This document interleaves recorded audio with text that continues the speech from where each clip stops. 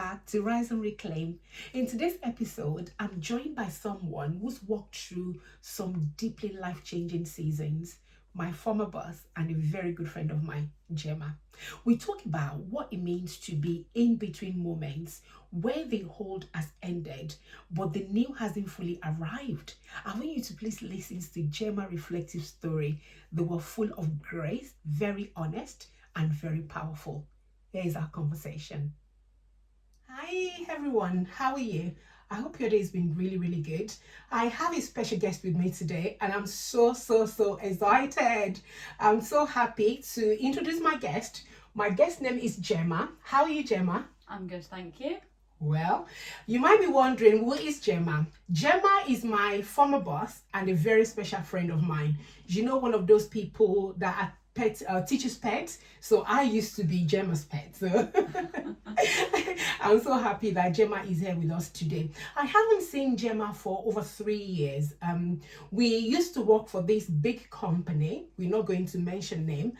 And that was, I think we parted year 2022. So I haven't seen Gemma in three years. So you can understand my excitement, and all we've been doing is I've been following Gemma on Instagram, and once in a while we just send a message. And lately, I think it was a couple of days ago, that I don't know, you know when you have that nudge within your spirit that you need to sit down and talk to somebody.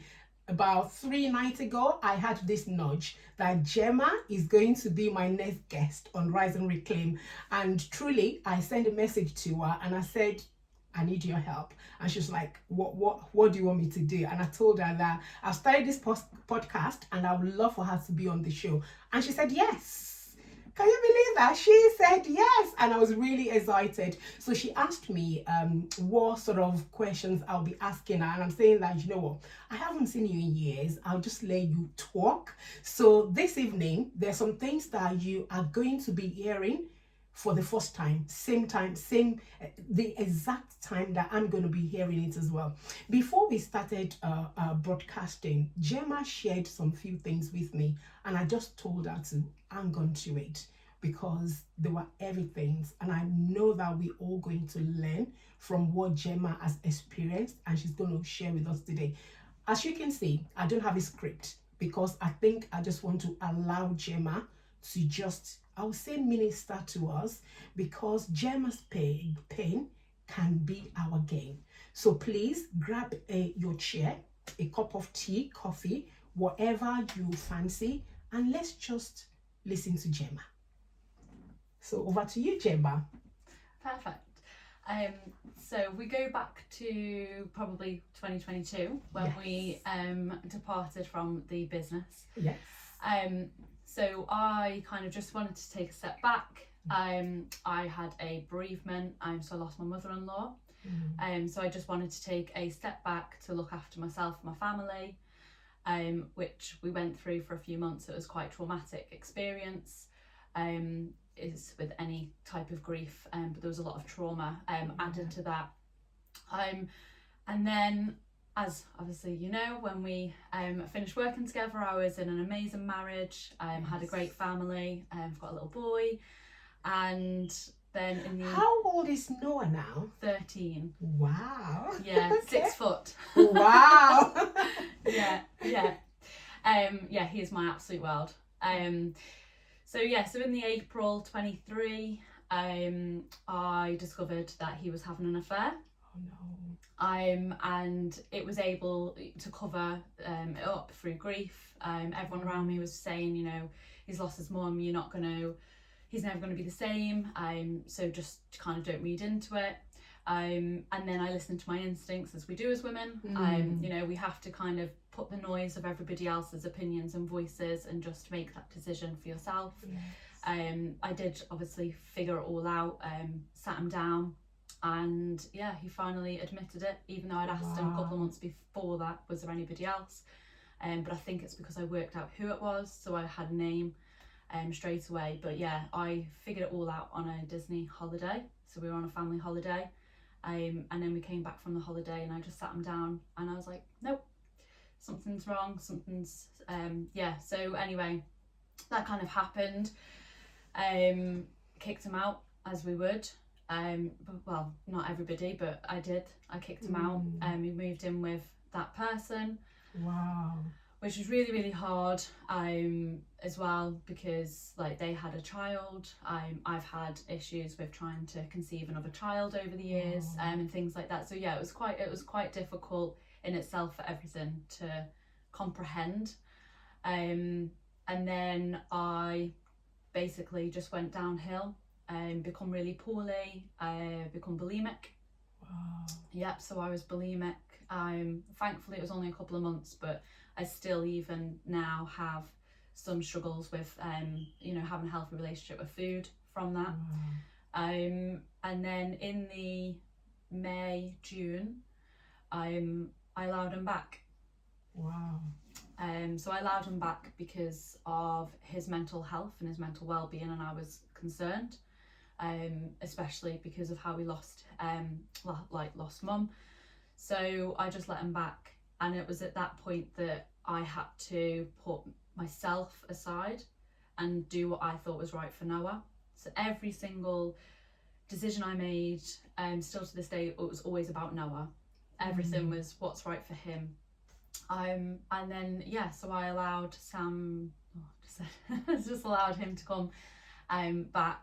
And then I wasn't in the headspace of wanting to try again though. It was purely, you can come back, spare bedroom, I'm here to support you, I want you to go and get help, we need to get you help. Because he had previous history as well of mental health, so I was just obviously concerned.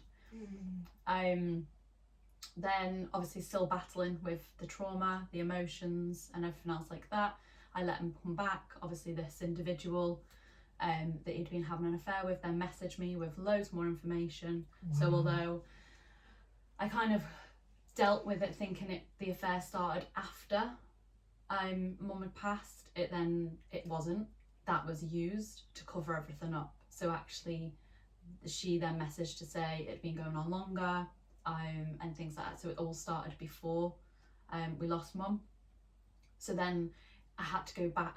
It's like every time I took a step forward, I'd take 1,000 back, because I was just having to constantly deal with new information and things like that. So I think I allowed him, in the August, like we had a little holiday with our friends that was already pre-planned. Then we took Noah on holiday. And then in the August, I felt like everything was kind of calming down. That's what I thought. So I decided that we would try again. Against all odds, family members fell out with me, friends had opinions, because of obviously the trauma that had happened all of the previous time. I think I lost about 2.5 stone in the matter of months. But what got me through those few months, I then became I built up a relationship with the gym. So I went on a program that then ensured that I would eat. So that's how I then dealt with it. I then paid for a PT who would put a food plan and everything, so that I was told what I had to eat, basically, just because I couldn't control everything. I was really struggling with just life. So I kind of had it laid out for me then. And then I was able, even though I was losing weight, I was then able to still continue to build muscle and stuff like that and not look as poorly. That's obviously the August. I said, okay, we'll try again. And then in the November, I was on a hen weekend with all my girlfriends from back home. So obviously I'm from the Isle of Man, as you know. And over the weekend, they just kept saying, Gemma, all I'm hearing is, everything about him and Noah. That's all you keep saying. And then the 4.5 hour drive home, hanging out my backside from being on a weekend with the girls, I just was like, that was my moment. It's like, I'm not doing this for me. I haven't thought about myself. I'm in survival mode, and I'm just Gemma in body, but my soul is gone. So that was on that drive home. I didn't tell anybody. I didn't phone my mum, my dad, my best friend. I told nobody. And then I got home and I sat him down and I just said, you don't love me the way I deserve to be loved. And he said no. And within 24 hours he was back with her. So so I listened to myself and didn't let anyone else around me kind of have a say in what my actions were going to be. And then it was the journey and the process had to then start all over again. But on reflection of what I've done, what I did in that year was allowing him back, then made the healing journey on my terms. So I kind of took that control back of how I was then going to deal with everything. So I don't regret, you know, having him back. We made amazing memories over those few months, and everything else like that. And, you know, obviously, as you know, we had a phenomenal marriage. Yes. Like, we were so happy. And I don't regret anything like that. It's just obviously whatever the reasons are, he's done what he's done. But I won't let that jeopardize the memories that I have now. At all. The last year of our marriage, then maybe, but yeah, definitely not before that, because we were fantastic. And then so then that was kind of that pinnacle moment in the November. I had going back to when I actually found out I was starting a new job the week after. So in that April I started a new job, and just through that whole first year of getting through the trauma of everything, I'm trying to do the journey, becoming a single mum. Then it obviously work was impacted massively, because the Gemma that you knew as the area manager then wasn't, like, she was dead. That was it. She was gone. She doesn't exist. And I still believe that that person is coming back, but that person will never exist really again, although I'll still be bubbly and everything.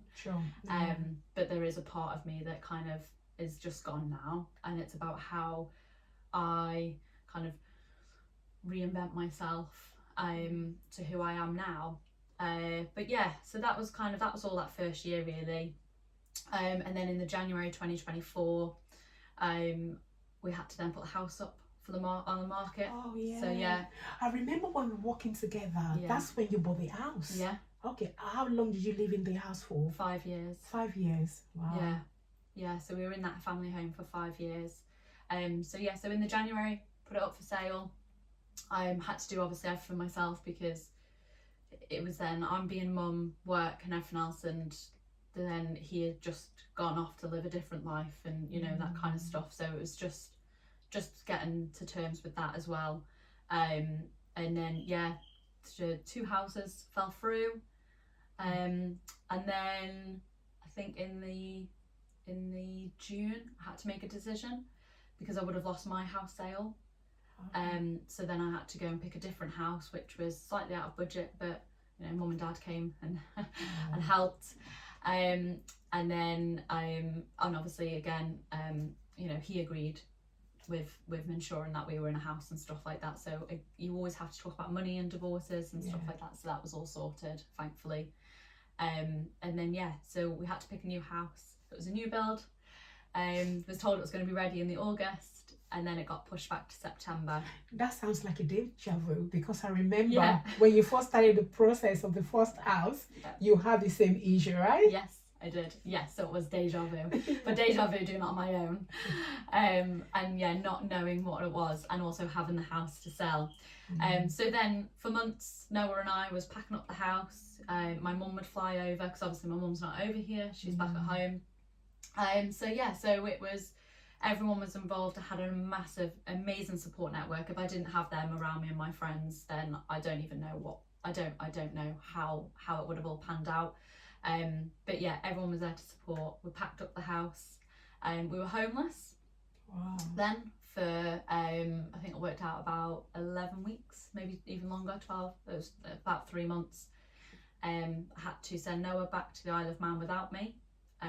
So he had to go home for the whole of the summer. Very, very painful for you. It was, because he left, like, we left the house together for one last time, and then I then left that house by myself.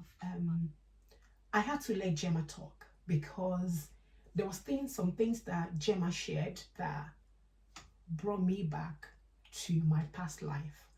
And I had to kind of like stop myself from being emotional. When Gemma was talking, it was like she was saying things from my past. So that's why I allowed Gemma to talk, to speak her truth. And I really didn't want to stop her or interrupt her. But now that we've listened to everything that Gemma told us about our experience, I have a few questions that I just want to ask Gemma. And I guess my first question is, she mentioned something earlier on when she said that she knew that something was off. That's the way I can put it, that she knew that there must be somebody. So Gemma, if I may ask you, you said you guessed. Yeah. How did you guess? What was the prompting? What did you say? What does that feel like for somebody that probably they think that they know something, but they don't actually have the fact? So how did you guess that your husband was having an affair? So at first I thought he might have just had a one night stand or done something. So I got that feeling in like the February. And the reasons for that was he was there, but he became distant. So although again he was there in person, it wasn't there. I didn't feel that there was the full. It's really difficult to explain, really, but it wasn't like the conversation on how it normally is. So I just felt that something wasn't right. Okay. But then obviously looking back, when we obviously lost mum as well, he kind of shut down, and that's just what he used to do. Okay. So that's how I then had to think about, is it shutting down because of what's happening? Yeah. Or is it shutting down from me? Okay. So that's kind of probably why it went on for that bit longer, for me just to get a bit more of an understanding. And then it would, I'm going to work earlier to go and see a friend, whereas I had full trust in that man, 110%. So I never really looked into that. It was just then the moodiness started. So it was his behaviours. So if like being affectionate and everything was still there, that was all still everything, like that side, that everything was fine. Like intimacy, everything there was all still normal. It was just the snapping of certain things that started to become more regular. And then I just went on a bit of I don't know if they call it psychotic moment, I don't know, but I went through social media, didn't go on his phone, but I went through social media to see where the new friends were, who's the new friends, what are the girls, where do they live. Then nailed it down to a few people for where he worked, because he worked on the doors, so as a part-time job. And then I just there was two, and I just picked one that probably looked a bit similar to me. Wow. And then I just said her name, and that was it. And he's like, how did you know? It's like, I just knew. Woman's instinct. Yeah. She just knew. I'm just going to pack that right there, and we'll get back to you. And my second question, Gemma, is earlier on when you were speaking your truth, I just wanted to know that who was there for you. So for instance, when I was going through my go-through, I have a spiritual father that I used to go to. He will pray with me. I have my church sisters that I can call on the phone and say, guys, if you don't pray with me now, I don't know whether I'll be able to go through today. I have the help of the Holy Spirit that when I wake up in the morning, I'm just going to be like, you know what, guide me through today, because the pain, I cannot even describe the pain to you. It's like somebody is stabbing you, but there is no knife. So I know that you believed in God, because there's so many times that we've prayed together many years back. So I'm just wondering, whilst you're going through this, what is your support system? What is there to cover you? Explain to us, what does that look like for you? So friends wise, I have an amazing network around me. They are absolutely incredible. I've got a really good family support network. It's hard because I'm basically over here on my own. So where I'm over here now, because we've obviously moved over here from the Isle of Man, it was hard because it was just purely friends. It was I just had friends, although they were absolutely incredible. But what I found the hardest was they would go back to their families. Oh yeah. And I would be going back to just not an empty house, because I have Noah, but I would then have to battle these conversations with myself. And I reached out to my sister-in-law, who was amazing, and you know, sometimes, you know, she would just jump on the phone and she was like, right, we're going to pray. And yeah, so she was always there, you know, just always saying, that's it, this is what we're going to do together. So I just think, to be honest, I just carried on. I was in survival mode. I just carried on and carried on. But I did have a group of people around me kind of cheerleading me on, but they weren't there to make the decisions. I had to make them.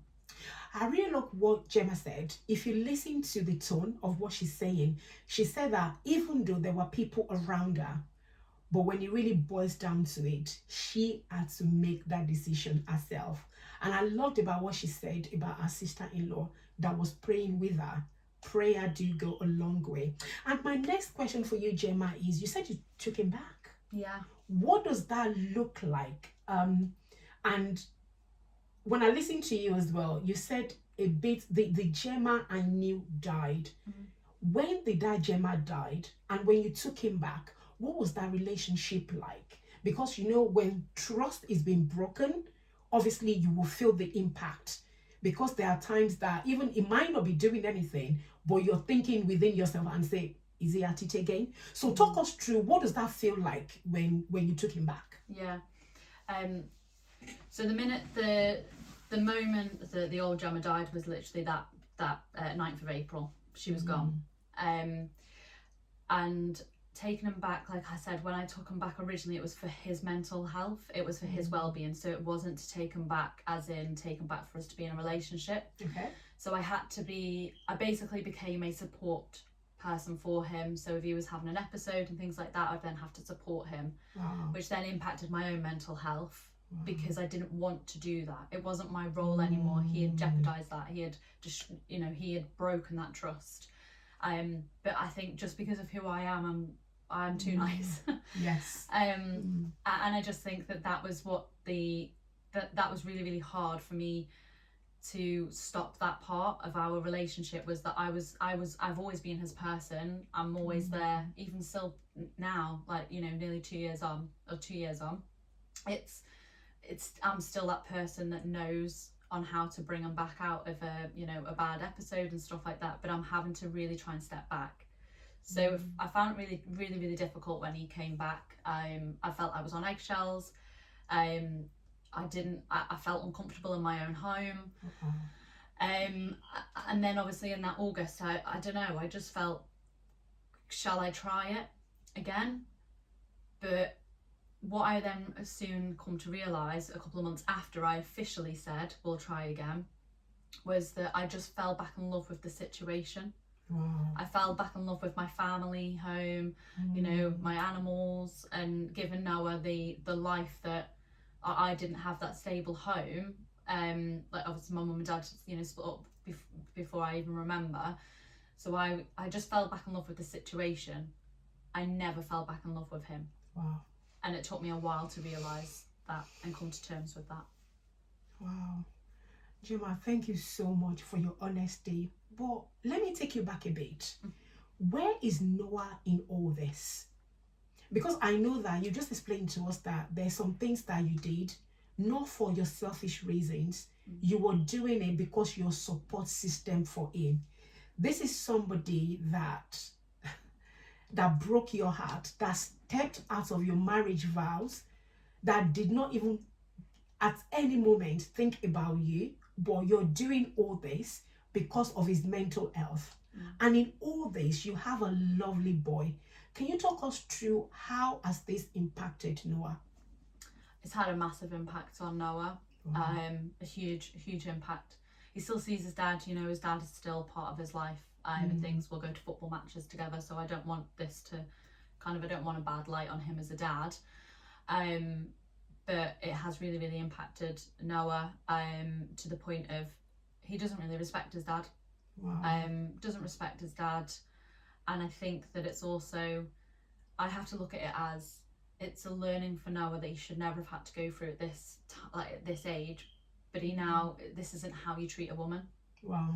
You should never ever do this, and that kind of thing, and just man up. If you don't love somebody anymore, that's what you've just got to do that. But it's really impacted him. Although he had to sit his SATs in the middle of all of this, Wow. start high school, in all of this. You know, he's at an age now where girls are, you know, his girlfriend's more important than me. He's like, oh, we've been together 5 months now. But I think that he's become a lot more protective of me, as well, in things like that. So he's just had to, I'd say he's had to grow up very quickly. I'm still trying not to let him grow up very quickly. But yeah, he's just had to, because if we flip back, like go back that little bit, he lost his best friend who was his grandma, and they were so close.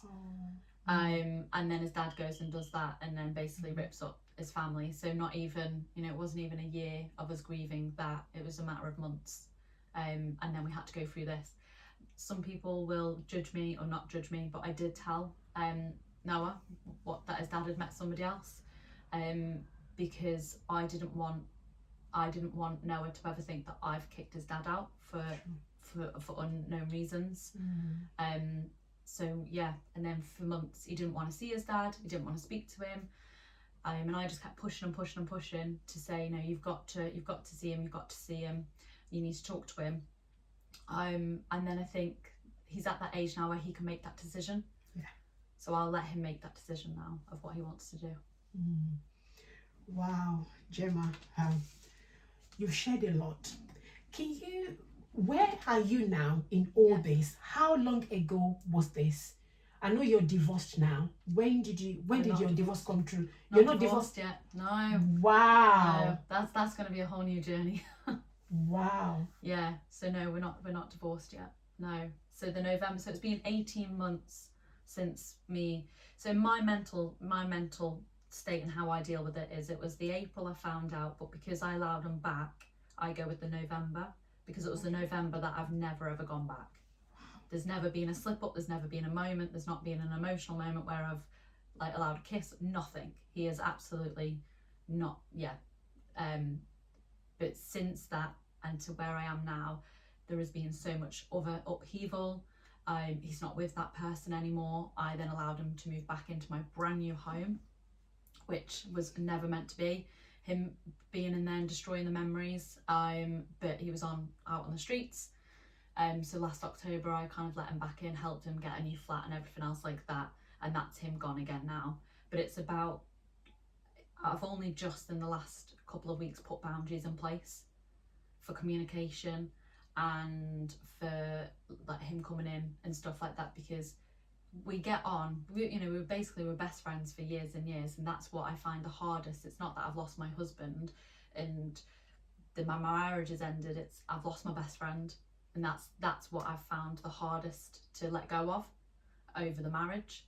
Obviously we've been together since we were kids, really, 17, 18, so yeah, I think where I'm at the minute, I'm only just putting boundaries in place, which has been really difficult. But I have been getting therapy now as well. That's really good. Therapy is one of the things that's really helped me, and I would recommend therapy for anybody. When you look at the background where I came from, people think that when you're speaking to a therapy that there's something wrong with you. They think that you have some issues, but I beg to differ. When you go through therapy is that's when you really started your healing journey. So Gemma, all this is very fresh. Yeah, very, very fresh. Yeah, just wow. I feel like I am coming out of survival mode now though. I'm starting to find my own and find my way, definitely. I wouldn't say that the old Gemma is coming back, but definitely a new Gemma is being reborn. Wow. I don't know what to say because for years, after some people have gone through this, they will not be able to share their story. What Gemma is telling us a life experience, and I thought probably it's something that's happened a while back. I didn't realize that it's that recent. Wow. Yeah. You're such a brave, very brave woman and very strong. So Gemma, when you look at the future, what do you see? My future at the minute is me and Noah. That's what I foresee. We've got plans. There was promises I made when we were a family, and I'm going to stick to that. But I don't really. Yeah, I don't know. I just see me and Noah at the minute. I don't see anything other than that. Wow. That is so powerful. I call it the mother's love. When you listen to Gemma's story, she did that for Noah. I did that because of Noah, and that because of Noah. And I think sometimes people don't really understand the role there's so many hats that we put on. We're the wife, we're the mother, and how many things that we sacrifice, even to the point sometimes that we sacrifice our life. We lay down our lives for our kids. Gemma, I don't know what to say. I don't. Wow. We're strong women. That's what we are. Definitely. Earlier on, you talk about your eating habits because obviously in 2022, you don't look this good. if I can say that, you don't look this good. So I know that it's been a journey, and then you talked about your relationship with food. How can you educate us? Talk to us about what that looks like to you. Tell us what the things that you learn, the things that you will never do again. Just talk to us a little bit more about your relationship with food.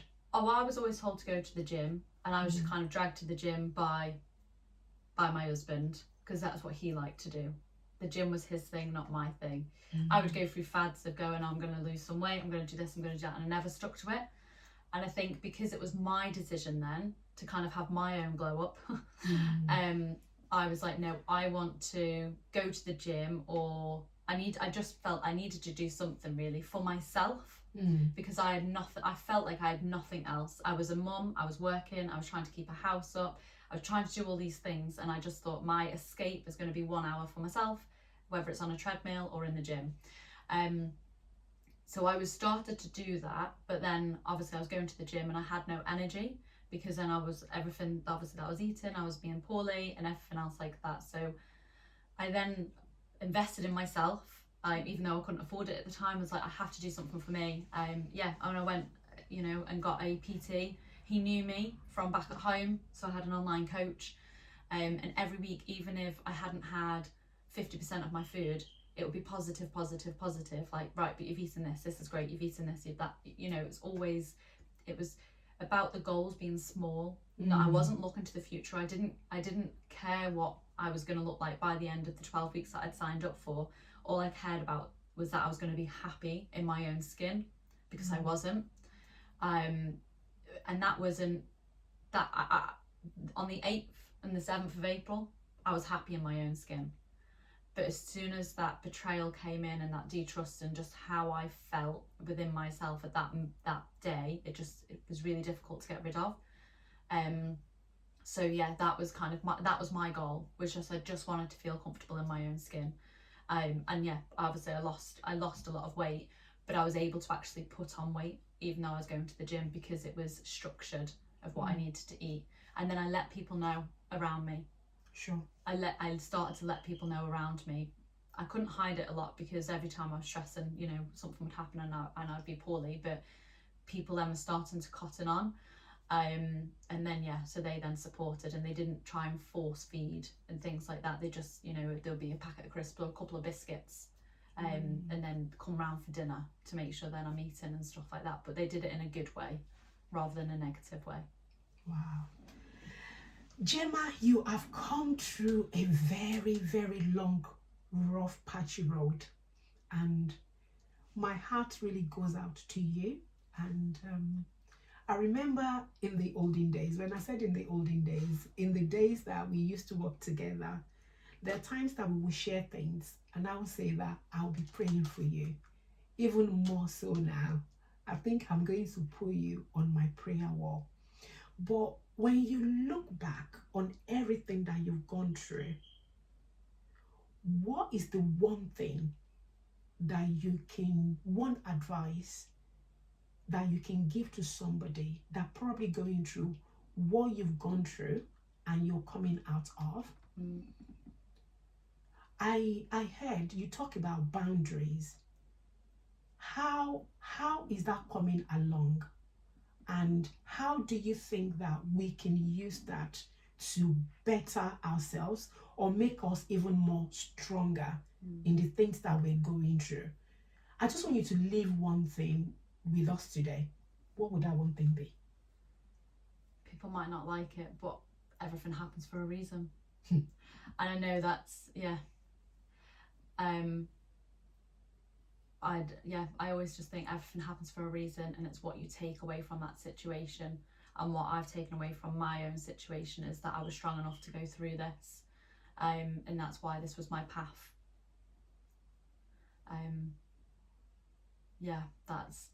It's no matter how hard the situation is, there's always a reason behind something, and there's a reason now that I'm in the house that I've always dreamt of. Wow. So yeah, but I would say, like you said there as well, with the boundaries and stuff, stick to the boundaries, and every time they're broken, put them straight back into place. You have to put them back into place, and I can say that because I've broken the boundaries for months. They got broken, and then I had to put them back in. Thank you, Gemma. You said that everything happened for a reason. When I look back into my own life, today is about Gemma. We're listening to Gemma's story. So I'm not going to say much about my own past experiences. But what Gemma said, and I really want to echo, is everything happened for a reason. When I look back into my own life, what I went through it over the period of 30 years. And believe me, it was not a walk in the park. But looking at where I am today, I will not trade those 30 years for £1 billion. Because what happened to me throughout that journey has made me to become who I am today. I wouldn't trade that for anything. Although when I was going through it, it was hell. It was tough. It was difficult. If you've gone through my website and you've looked about the bit where I've talked about myself, what actually brought me to God was because I want God to just assassinate somebody for me. But then, like I said, I realized that God wasn't going to do that. God touched my heart, and then it changed me. But what I'm trying to communicate to you is it was for a reason. And probably, it's not probably, I know that that is the reason of my existence. So I want to say a big thank you to Gemma for sharing her story with us. And I know that this is just the beginning of a good thing for Gemma.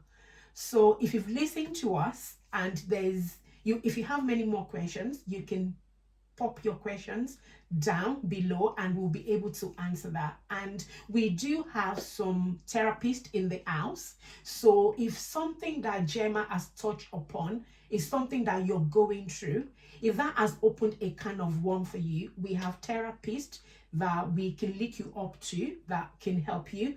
We have people that we can signpost you to that can be of help to you. But the only thing that I want to say is you don't have to walk this alone. There's always people around to help you to rise. I want to say a very big thank you to Gemma for sharing her story with us. It's very raw, it's very honest, and she shared it with grace. And I'm thinking, wow, look at this woman, this beautiful woman sitting down right here. Will you see her? You will not even know what she's gone through. And that's why I say to people, sometimes you see people, but you don't know what they're going through. You don't know the battles that we are fighting within. But I thank God that God is bringing Gemma through and is bringing her out. So I want to say a very big thank you for joining us today. And